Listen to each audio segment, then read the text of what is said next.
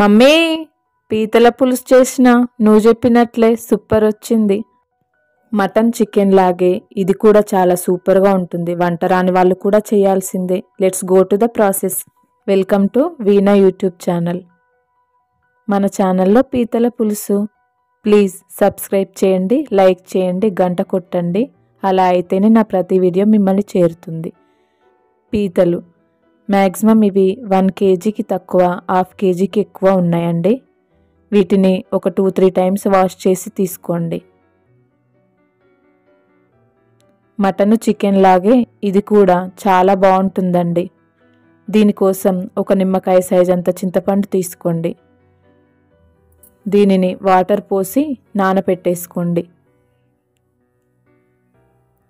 ఇప్పుడు కర్రీ కోసం ఒక పెద్ద సైజు ఆనియన్ని కట్ చేసుకొని మిక్సీ జార్లో తీసుకోండి.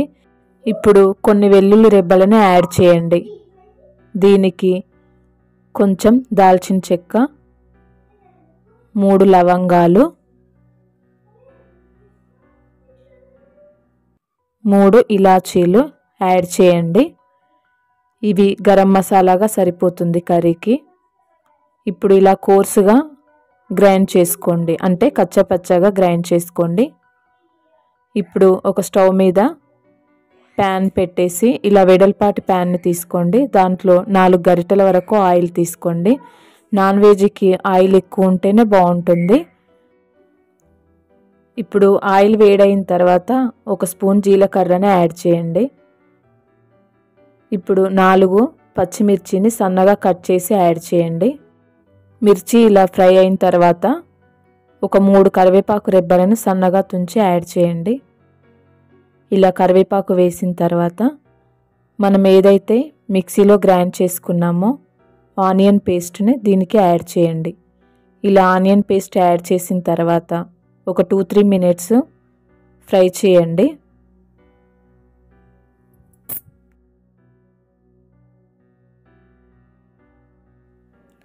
చూసారా, ఇలా ఫ్రై అయిన తర్వాత ఆయిల్ సపరేట్ అవుతుంది కదా. ఇప్పుడు 2 స్పూన్ల సాల్ట్ యాడ్ చేయండి. 2.5 స్పూన్ల కారంని యాడ్ చేయండి. చింతపండు రసాన్ని యాడ్ చేస్తాం కాబట్టి దానికి సరిపడా ఉప్పు కారంని తీసుకోండి. ఈ క్వాంటిటీ అనేది నేను తీసుకున్న చింతపండుకు సరిపోతుంది. ఇలా బాగా కలిపేసి కొద్దిగా ఒక 2 మినిట్స్ ఫ్రై అయ్యేలాగా చూడండి. ఇప్పుడు ఆయిల్ సపరేట్ అవుతున్న స్టేజ్లో మనం సన్నగా కట్ చేసుకున్న టమాటోలని యాడ్ చేయండి. ఇలా సన్నగా కట్ చేసిన టమాటోలని తీసుకోవచ్చు, లేదంటే టమాటోలని మిక్సీ జార్లో ప్యూరీ లాగా చేసుకొని కూడా యాడ్ చేసుకోవచ్చు. ఎలా తీసుకున్నా పర్లేదండి. ఇలా టమాటోలని 5 to 10 మినిట్స్ మగ్గనివ్వండి. ఇలా ఆయిల్ సపరేట్ అవుతుంది చూసారా, మన టమాటోలు బాగా ఉడికిపోయాయి. ఇప్పుడు మనం క్లీన్ చేసి పెట్టుకున్న పీతలు ఉన్నాయి కదా, వాటిని వీటికి యాడ్ చేయండి. ఇలా ఈ విధంగా పీతలనన్నిటిని యాడ్ చేయండి. ఇలా యాడ్ చేసిన తర్వాత మసాలాలన్నీ వాటికి పట్టేలాగా చక్కగా కలపండి. ఆనియన్ పేస్టు, ఉప్పు, కారము, మసాలాలు అన్నీ వాటికి పట్టేలాగా మంచిగా కలపండి. అప్పుడు పీతలకి మంచి టేస్ట్ వస్తుంది. మనం చికెన్, మటన్కి ఉప్పు, కారము, అల్లం వెల్లుల్లి పేస్ట్ కలిపి తీసుకుంటాం కదా, వీటికి తీసుకోలేదు కదా, అందుకని వీటిని బాగా కలిపితే అవన్నీ మసాలాలు మంచిగా పడతాయి. సో ఇలా కలిపేసిన తర్వాత ఒక 2 మినిట్స్ మగ్గనివ్వండి. సో ఇలా వాటర్ అంతా బయటకు వచ్చేస్తుంది పీతల నుంచి. ఇప్పుడు చింతపండు రసాన్ని యాడ్ చేయండి.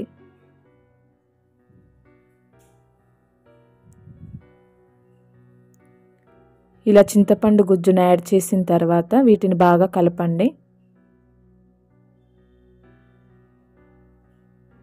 ఇప్పుడు మూత పెట్టేసి ఒక 10-15 మినిట్స్ ఉడికించండి. సో ఇలా ఉడికిన తర్వాత మన పీతల పులుసు ఇలా రెడీ అవుతుందండి. ఇప్పుడు 1 టీ స్పూను వేయించి పొడి చేసుకున్న ధనియా పౌడరు, 1 టీ స్పూను వేయించి పొడి చేసుకున్న జీలకర్ర పౌడర్ని యాడ్ చేయండి. వీటి వల్ల టేస్ట్ బాగా వస్తుందండి. ఇలా యాడ్ చేసిన తర్వాత కలిపేసేయండి. ఇప్పుడు మూత పెట్టి ఒక 5 మినిట్స్ ఉడికించండి. సో ఇలా గుజ్జు రెడీ అయిపోతుంది పులుసు. ఇదే స్టేజ్లో కావాలంటే మనం తీసేసుకోవచ్చు, లేదా మూత తీసి అలాగే పెడితే మనకి ఇంకా చిక్కగా వస్తుందండి. ఇప్పుడు కొత్తిమీరతో గార్నిష్ చేస్తే సరిపోతుంది. 1 టీ స్పూను ధనియా పౌడర్ని యాడ్ చేయండి. అంతే, పీతల పులుసు రెడీ. ఇది టేస్ట్ చూసిన తర్వాత ఇన్ని రోజులు ఈ రెసిపీ నేను ఎందుకు తినలేదా అనిపిస్తుందండి. నాకైతే అనిపించింది, మీకు కూడా ఖచ్చితంగా అనిపిస్తుంది. మీరు కూడా ట్రై చేస్తారు కదూ. మీరు ట్రై చేసిన తర్వాత మీకు రెసిపీ ఎలా కుదిరిందో నాకు కామెంట్ బాక్స్లో తెలియజేయండి. చెప్తారు కదూ. Thank you for watching. Please like, share and subscribe.